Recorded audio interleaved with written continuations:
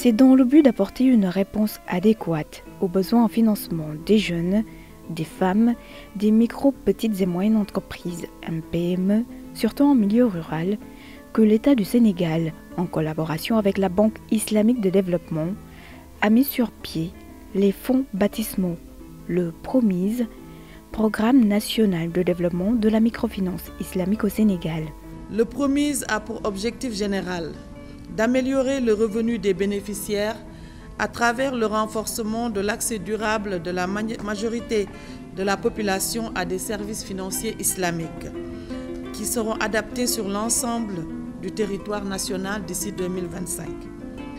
Mais sa véritable finalité est de voir la branche de la microfinance islamique devenir performante, inclusive et pérenne au service d'une économie émergente dans une société solidaire. Le total des fonds alloués, 47 milliards de francs CFA. Le programme sera étalé sur 5 ans. Il vise à créer au Sénégal une industrie de la microfinance islamique durable, véritable levier de croissance à destination des différents acteurs économiques.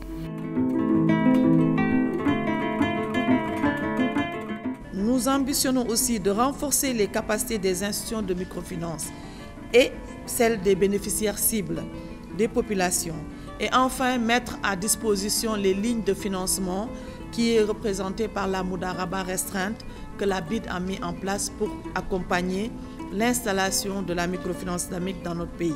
D'ici 2022, près de 50 000 MPME devront avoir accès au financement pour la création de 25 000 nouveaux emplois, avec 35% des femmes, 25% des jeunes qui bénéficient de l'apport de la microfinance islamique. Pour que cette nouvelle démarche se concrétise, nous avons décidé de suivre les étapes suivantes. D'abord, accompagner les SFD à mettre en place les canaux de distribution, c'est-à-dire les guichets pour les opérations de caisse. Ensuite, de former les futurs bénéficiaires et enfin de mettre en place les lignes de financement. Le PROMIS ne fera pas cavalier seul sur cette quête à la formation en finance bancaire de la population rurale. L'ANPEJ, l'Agence nationale pour la promotion de l'emploi des jeunes, va aussi apporter sa pierre à l'édifice. D'ailleurs, le partenariat a déjà été paraphé.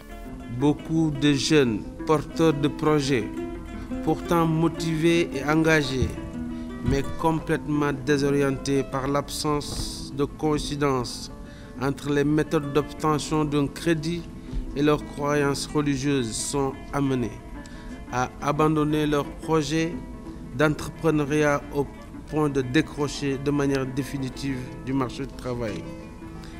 La microfinance islamique est venue corriger toutes ces disparités, ce d'autant qu'avec ses plus de 2 milliards d'euros d'actifs à travers le monde, elle se pose désormais comme un véritable levier de croissance des TP et des PME et PMI dans le respect des principes de la loi coranique. Donc nous avons décidé d'unir nos forces, de travailler en toute synergie pour que ces actions puissent être sur le mode du fast track et rapidement qu'on puisse apporter des solutions par rapport aux besoins de notre jeunesse.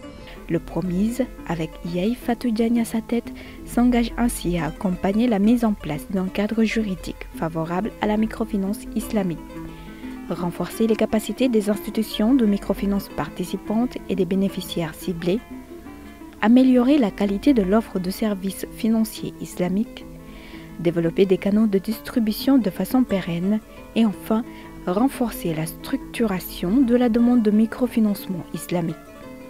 L'engagement commence déjà à porter ses fruits.